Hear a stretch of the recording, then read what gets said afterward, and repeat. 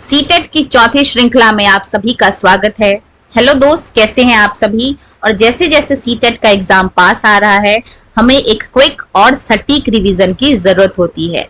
तो आज की क्लास होने वाली है आप सभी के लिए बहुत ज्यादा इंपॉर्टेंट, क्योंकि आज की क्लास में हम रोशनी डालेंगे NCERT के समरी पे, जो कि पेपर 2 SST सीटेट के लिए बहुत ज्यादा नेसेसरी है।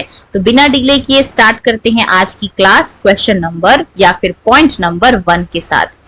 पॉइंट नंबर 1 कहता है हमारा, उत्तरी मैदानों के दक्षिण में प्रायद्वीपीय पठार है।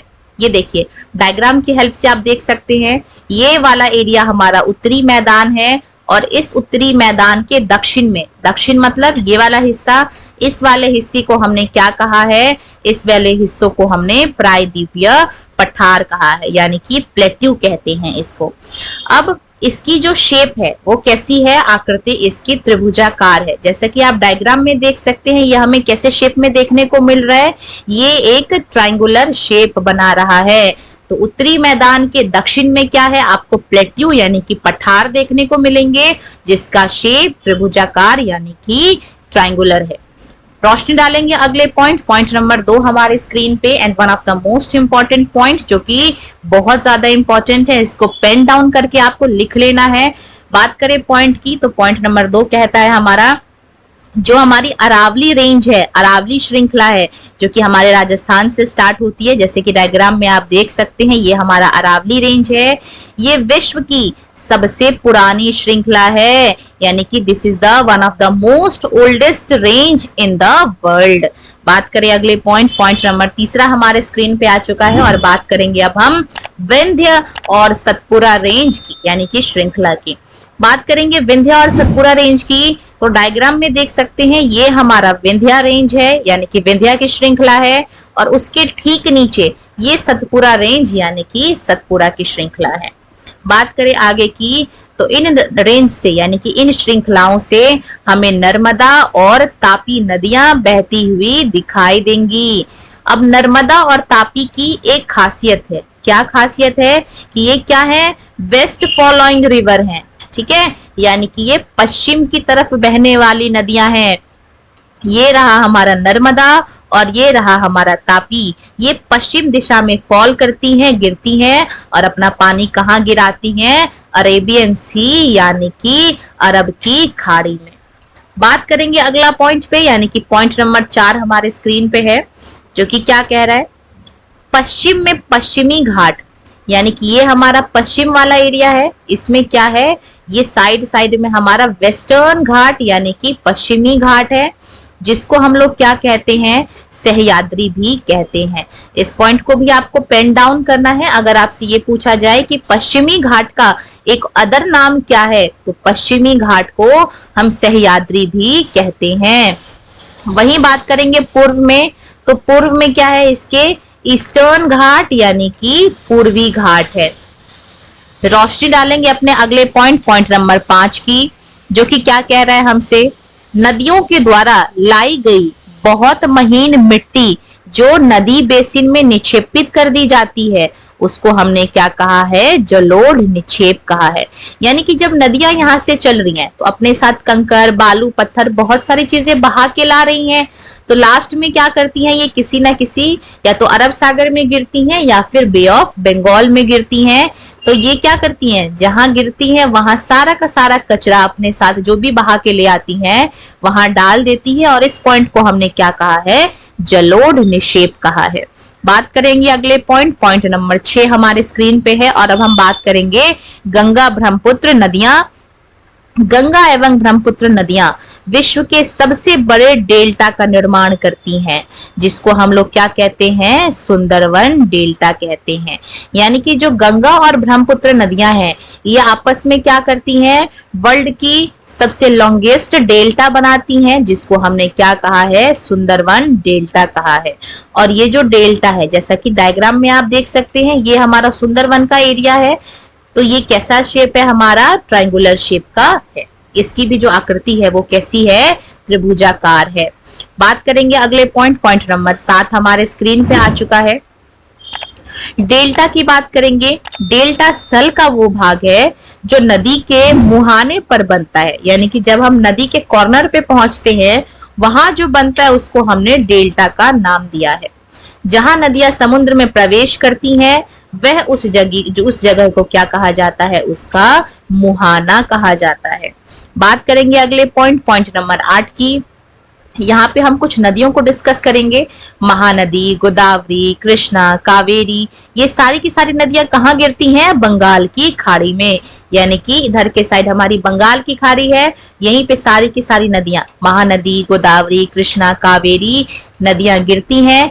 बात करें आगे की तो बंगाल की खाड़ी में गंगा एवं ब्रह्मपुत्र नदियों के मुहाने पर सुंदरवन डेल्टा स्थित है, यानी कि यहीं पे क्या है, सुंदरवन डेल्टा भी सिचुएट करता है। रोशनी डालेंगे अपने अगले पॉइंट, जो कि पॉइंट नंबर हमारे पास 9 है। बात करेंगे अगले पॉइंट नंबर 9 हमारे स्क्रीन पे आ चुका है। जो प्रवाल हैं वो छोटे समुद्री जंतुओं के कंकाल हैं, जिसको हमने क्या कहा है, पॉलिप्स कहा है। इसी को हम लोग क्या कहते हैं, प्रवाल कहते हैं। यानी कि जब छोटे छोटे, जो समुद्र के अंदर बहुत सारे छोटे छोटे जीव हैं, जब वो सड़ जाते हैं या मर जाते हैं तो उनकी जो हड्डियां हैं, कंकाल हैं, वो क्या बना देती हैं, पॉलिप्स बना देती हैं, जिसको हमने प्रवाल कहा है। रोशनी डालेंगे अपने अगले पॉइंट नंबर 10 पे। भारत के अंदर 2 द्वीप समूह हैं, यानी कि 2 आइलैंड है। अब वो 2 आइलैंड कौन कौन से हैं, एक है हमारा लक्षद्वीप जो कि अरब सागर की तरफ है, जैसा कि डायग्राम में आप देख सकते हैं।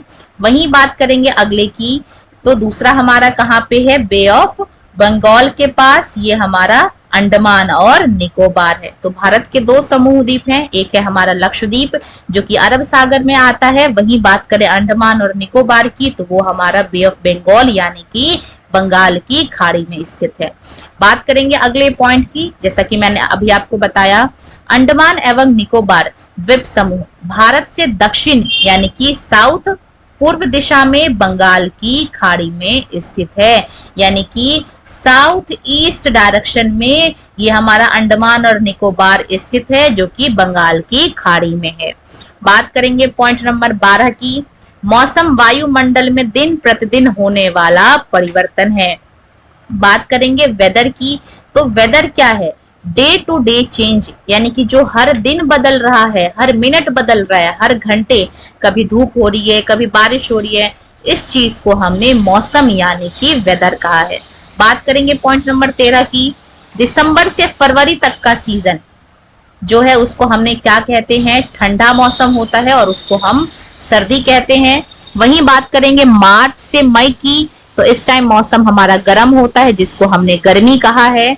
बात करेंगे अगले पॉइंट की, जून से सितंबर तक का सीजन जिसको हमने मॉनसून कहा है।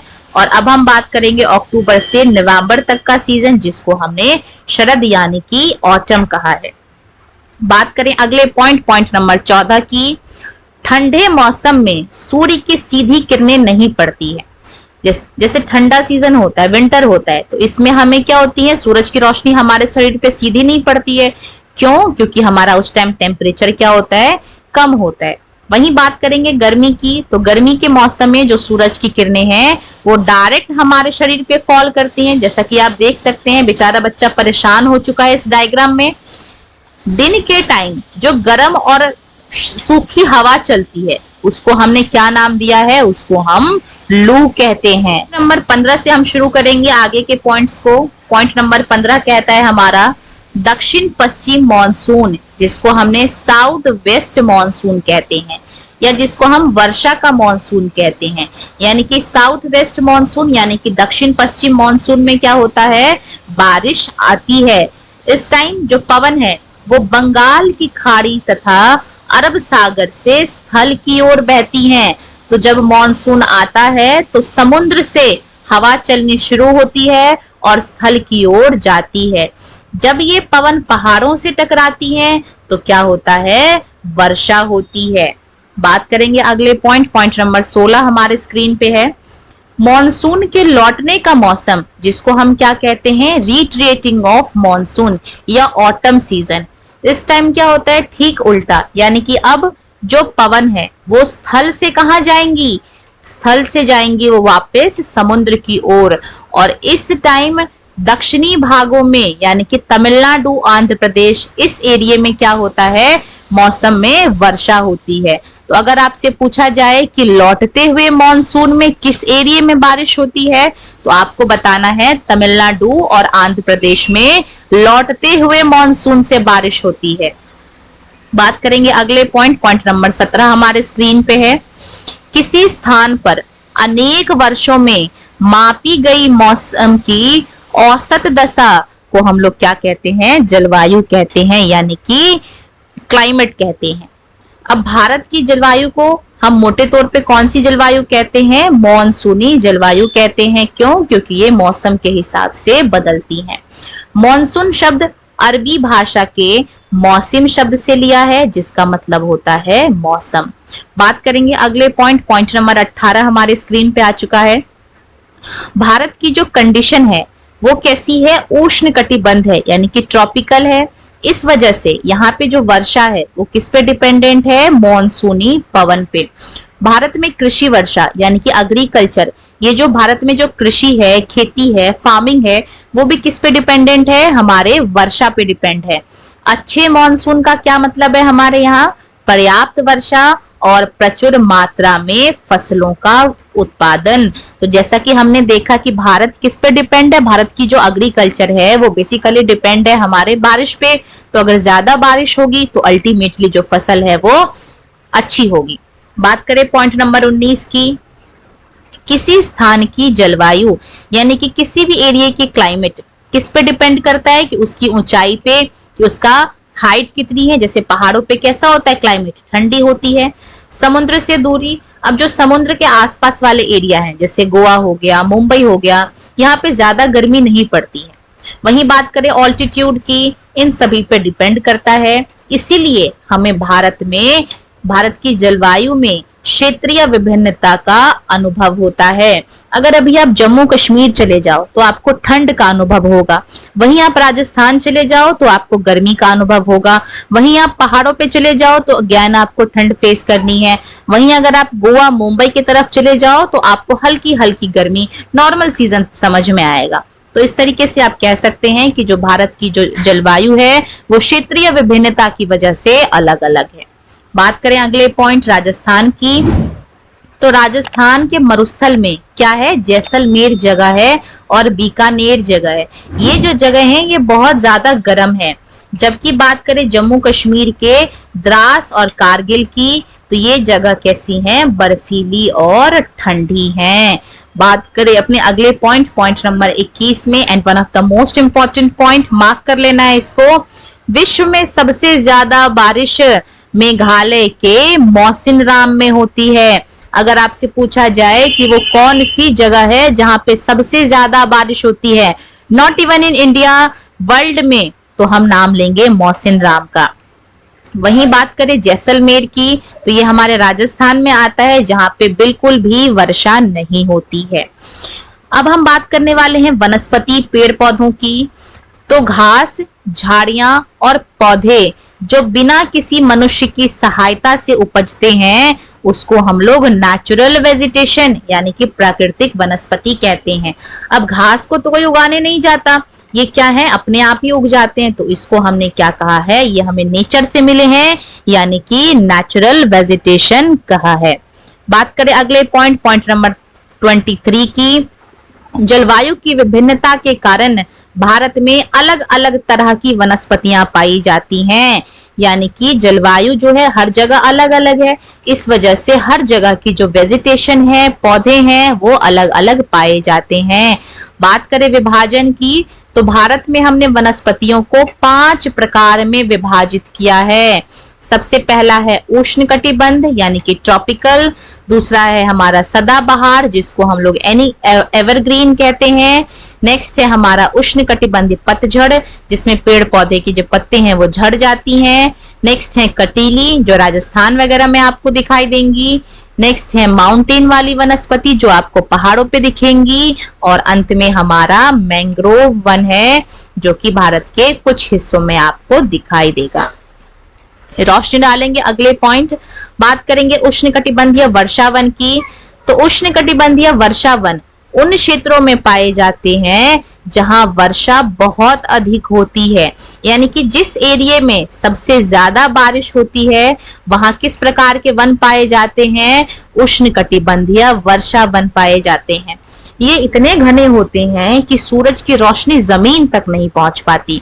बात करें अगले पॉइंट नंबर 25 की, तो उष्णकटिबंधीय पतझड़ वन जिसको हम लोग ऑटम कहते हैं, इन वनों को भी क्या कहा जाता है, मॉनसूनी वन भी कहते हैं, लेकिन ये थोड़े से कम घने होते हैं और वर्ष के एक फिक्स टाइम में अपनी पत्तियां गिरा देते हैं, इसलिए इसको हम पतझड़ यानी कि पत्तियों का झड़ना वाले वन कहते हैं। बात करें अगले पॉइंट जो कि पॉइंट नंबर 26 हमारे स्क्रीन पे है। उष्णकटिबंधीय पतझड़ वन में पाए जाने वाले इंपॉर्टेंट कुछ पेड़ के नाम दिए गए हैं, जैसे कि साल है, सगौन है, पीपल है, नीम है और शीशम है।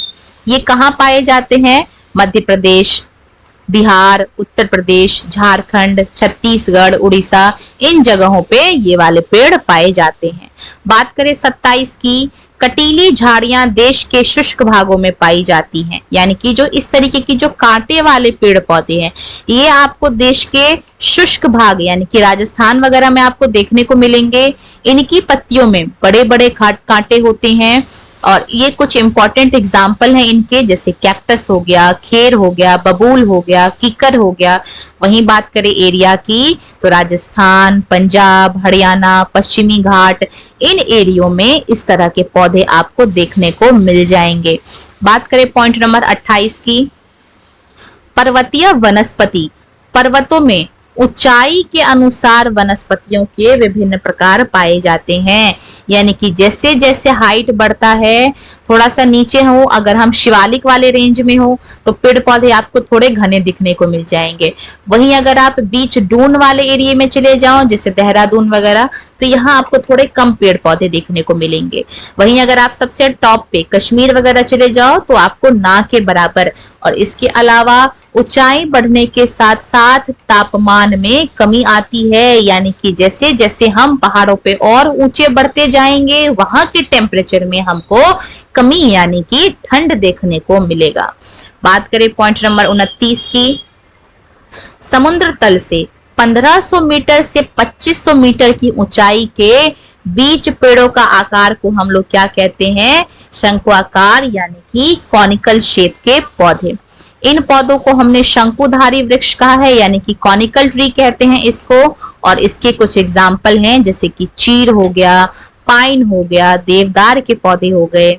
बात करें अगले पॉइंट नंबर 30 की, तो बात करेंगे मैंग्रोव वन की। ये वन कहाँ मिलते हैं हमें, खारे पानी में भी रह सकते हैं। अब ये पाए कहाँ जाएंगे, तो ये पश्चिम बंगाल के सुंदरवन, अंडमान निकोबार के द्वीप समूह में हमें देखने को मिल सकता है। अब ये जो सुंदरी है ये एक प्रकार के इसी वनों की प्रजाति है और इसी प्रजाति के नाम पे इस एरिया को हमने क्या कहा है, सुंदरवन। और जो गंगा और ब्रह्मपुत्र डेल्टा बनाती है सुंदरवन डेल्टा, वो भी इसी के नाम पर पड़ा है। बात करें अगले पॉइंट नंबर 31 की, जहां पे हम कुछ राष्ट्रीय चीजों की बात करेंगे। बात करेंगे सबसे पहले बाघ की। तो बाघ क्या है, हमारा राष्ट्रीय पशु है, मार्क कर लेना इस इंपॉर्टेंट पॉइंट को। बात करें अगले पॉइंट की, तो गुजरात के गिर वन में हमें क्या देखने को मिलते हैं, एशियाई शेरों का निवास। वहीं बात करें हाथी और एक सींग वाले गैंडे के, तो ये हमें कहाँ देखने को मिलेंगे, असम के अंदर। ऊंट कहाँ देखने को मिलेंगे हमें, रेगिस्तान में, राजस्थान में। जबकि ये जो जंगली गधा है ये हमें कच्छ के वन यानी कि रन ऑफ कच्छ में देखने को मिल सकते हैं। बात करें आगे की, तो जंगली बकरी, हिम तेंदुआ, भालू, ये हमें हिमालय एरिया में देखने को मिलेंगे। वहीं बात करें हमारे राष्ट्रीय पक्षी मोर की, तो वो हमारा राष्ट्रीय पक्षी है। बात करें पॉइंट नंबर 32 की, तो प्रत्येक वर्ष, ये भी इंपॉर्टेंट और फैक्चुअल क्वेश्चन है, मार्क कर लेना है इसको। प्रत्येक वर्ष हम लोग अक्टूबर के पहले वीक में यानी कि 1 to 7 डेज में अक्टूबर के अंदर क्या मनाते हैं, वन्य जीव सप्ताह मनाते हैं। और ये क्यों मनाया जाता है? ताकि लोग अवेयर हो सके वन्य जीव के प्रति, उनको संरक्षित कर सके। बात करेंगे पॉइंट नंबर 33 हमारे स्क्रीन पे आ चुका है। प्राकृतिक, मानव निर्मित और मानव, ये तीनों ही क्या है? एनवायरमेंट के घटक कहलाते हैं। यानी कि जो हमारी प्रकृति है वो तीन चीजों से मिलके बनी है। एक तो कुछ चीजें जो हमें नेचुरल से मिला है, नेचर से मिला है, उसको हमने नेचुरल कहा है। सेकंड है हमारा ह्यूमन मेड, जो कि किसने बनाया है? इंसानों ने बनाया है। और थर्ड है हमारा मानव, यानी कि इंसान। इंसान भी क्या है? अपने आप में एक एनवायरनमेंट का ही फैक्टर है, क्योंकि सभी चीजों को यूटिलाइज कौन कर रहा है? तो वो अपना इंसान यानी कि ह्यूमन कह रहा है। बात करेंगे पर्यावरण की। अब ये पर्यावरण क्या है? डायग्राम में देख सकते हैं, ये इस तरीके से इसका डायग्राम दिखाया गया है। किसी भी जीवित प्राणी के चारों ओर पाए जाने वाले लोग, स्थान, वस्तु और प्रकृति को हम क्या कहते हैं? पर्यावरण यानी कि एनवायरनमेंट कहते हैं। जीवित प्राणी यानी कि अपने आसपास देखिए, आपको जो भी अपने आसपास लोग दिखेंगे वो आपका पर्यावरण है। कोई स्थान है वो भी आपके पर्यावरण का हिस्सा है। कोई वस्तु आपको देखने को मिलेगी वो भी आपके पर्यावरण का ही हिस्सा है। ये सभी चीजें मिलके क्या बनाती हैं? एनवायरनमेंट यानी कि पर्यावरण बनाती हैं। अब प्राकृतिक पर्यावरण में दो तरह की चीजें पाई जाती हैं।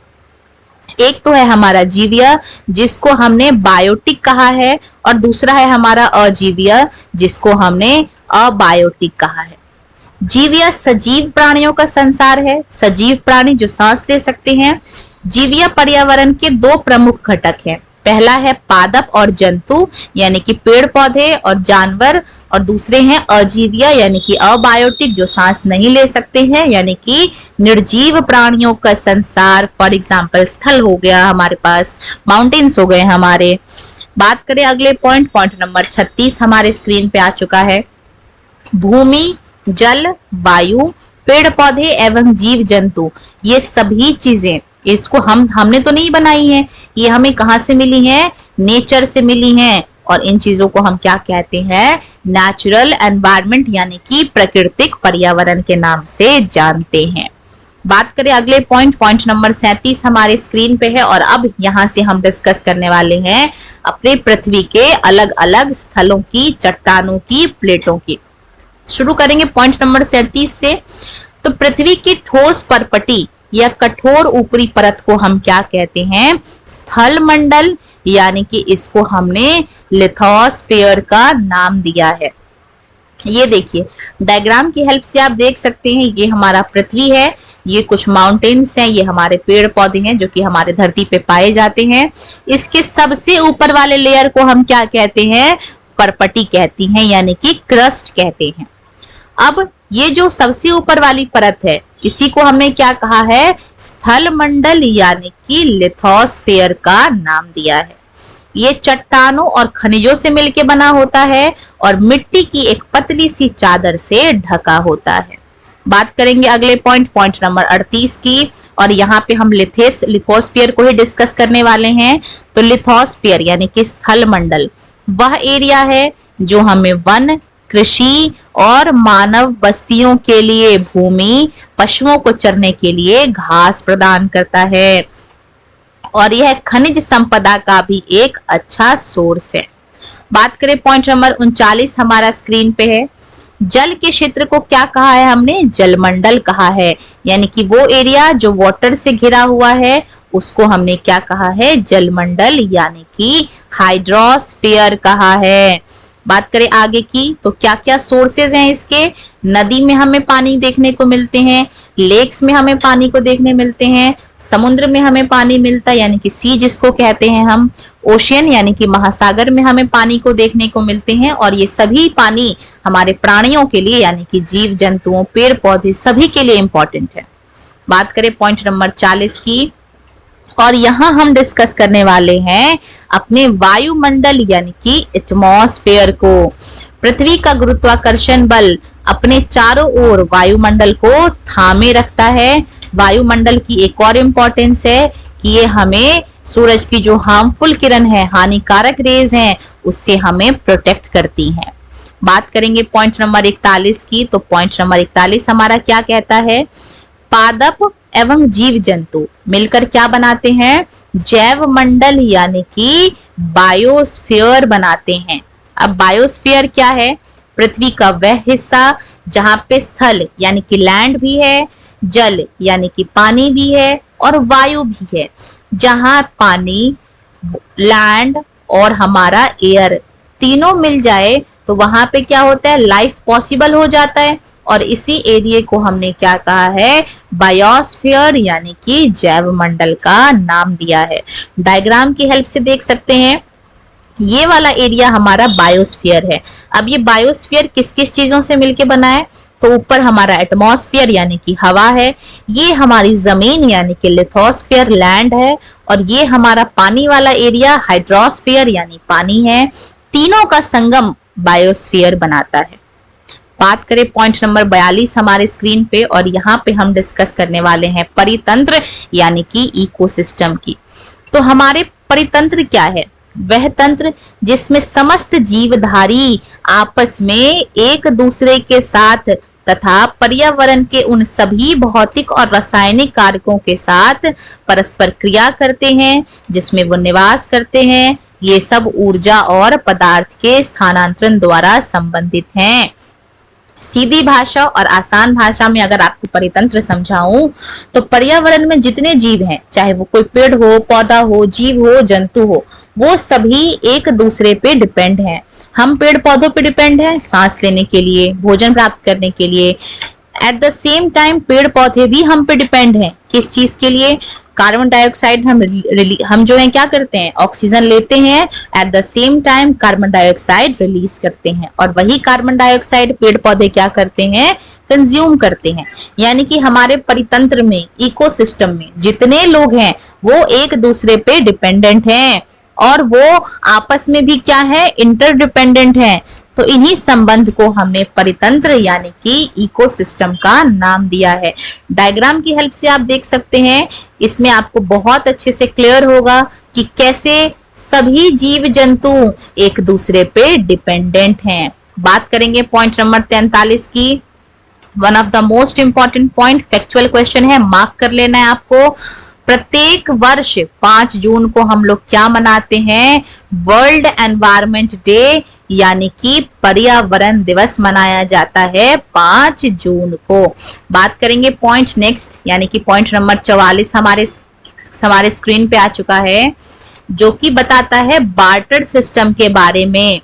वस्तुओं की अदला बदली का व्यापार है जिसमें पैसे का यूज नहीं होता है। इस सिस्टम को हमने वस्तु विनिमय प्रणाली यानी कि बार्टर सिस्टम कहा है। इसमें क्या होता है कि आपको किसी वस्तु को खरीदने के लिए पैसे नहीं देने, बल्कि वस्तुओं का ही आदान प्रदान करना है। मान लीजिए आपको गेहूं चाहिए, आपके दोस्त को चावल चाहिए। आपका दोस्त क्या करेगा, आपको चावल बेच देगा, और आपके पास गेहूं है और आपके दोस्त के पास चावल है। आपको चाहिए चावल और उसको चाहिए गेहूं। वो क्या करेगा, आपको चावल बेच देगा और आप उसको गेहूं बेच देंगे। इस तरीके से दोनों का काम हो जाएगा। इसको हम बार्टर सिस्टम यानी कि वस्तु विनिमय प्रणाली कहते हैं। बात करेंगे आगे की, तो जीवधारियों का आपसी एवं अपने आसपास के पर्यावरण के बीच के संबंध को ही हम क्या कहते हैं, परितंत्र। अभी मैंने आपको समझाया था। अब जो परितंत्र है वो कुछ भी हो सकता है, जैसे अधिक वर्षा वाले वन हो सकते हैं, एक छोटा सा घास का एरिया हो सकता है, कोई रेगिस्तान यानी कि डेजर्ट हो सकता है, पर्वत हो सकते हैं, झील हो सकता है, कोई नदी महासागर हो सकते हैं, या फिर एक छोटा सा ताल भी एक परितंत्र का निर्माण कर सकता है। बात करें पॉइंट नंबर 46 हमारे स्क्रीन पे। अब हम अर्थ को आगे से डिस्कस करेंगे। पृथ्वी की जो सबसे ऊपर वाली परत है, इसको हम क्या कहते हैं, परपटी कहते हैं, यानी कि इसको हम इंग्लिश में क्या बोलते हैं, क्रस्ट बोलते हैं। ये सबसे पतली परत होती है। बात करेंगे इसके फैलाव की, तो अगर इसके फैलाव की बात करें तो 35 किलोमीटर तक यह महाद्वीप में फैला हुआ है। यानी कि अगर इसके स्थल की बात करें तो स्थल में ये 35 किलोमीटर तक फैला हुआ है। वहीं बात करें इसकी समुद्री सतह यानी कि महासागर की, तो ये 5 किलोमीटर तक इसकी सतह महासागर में फैली हुई है। बात करेंगे पॉइंट नंबर 47 की। अब ये जो सबसे ऊपर वाली परत जिसको हमने परपटी कहा है, ये किस किस से मिलके बनी है? सी प्लस एल से, यानी कि सीएल जिसको कहते हैं। इसका मतलब होता है, सी का मतलब सिलिका और एल को हम लोग कहते हैं एलुमिना, यानी कि सिलिका और एलुमिना मिला के हमारे पृथ्वी की सबसे ऊपर परत जिसको हम लोग परपटी कहते हैं से बनी है। बात करें महासागर की परपटी की, ये जो अभी हमने पढ़ा वो हमारे महाद्वीप की परपटी थी। अब हम बात करेंगे महासागर की परपटी की, जो किससे मिलके बनी है? सीमे से। अब ये सीमा क्या है? तो सी का मतलब सिलिका और एम का मतलब मैग्नीशियम, यानी कि सिलिका और मैग्नीशियम से मिलने के कारण इसको हम क्या कहते हैं? सीमा कहते हैं। और ये परपटी ही है जो कि महासागर में फैली हुई है। बात करेंगे अगले लेयर जो कि मेंटल है। ये पृथ्वी की दूसरी लेयर है जो कि जिसकी हाइट कितनी है? 2900 किलोमीटर की गहराई पे फैला हुआ है। बात करेंगे आज के आखिरी पॉइंट नंबर 50 की, जहां पे हम डिस्कस करेंगे पृथ्वी की सबसे आंतरिक परत जिसको हम क्या कहते हैं? क्रोड कहते हैं। बात करेंगे इसकी त्रिज्या की, तो इसकी त्रिज्या कितनी है? लगभग 3500 किलोमीटर है।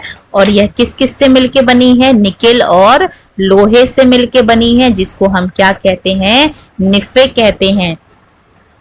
केंद्रीय कोड का तापमान एवं उच्च दाब बहुत ज्यादा हाई होता है, यानी कि जैसे जैसे धरती की ओर हम जाते जाएं हमें बहुत ज्यादा टेम्परेचर देखने को मिलेगा। तो जो सेंट्रल वाला कोर, इनर कोर है, इसका टेम्परेचर बहुत ज्यादा हाई होता है। इसी के साथ आज के top most important 50 points cover होते हैं। ये हमारा डे 4 था।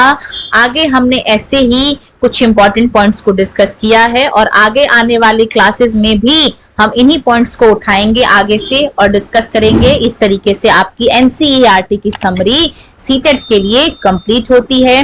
वीडियो पसंद आई हो तो वीडियो को लाइक करना और आगे की क्लासेस को टाइम पे देखने के लिए चैनल को सब्सक्राइब करना।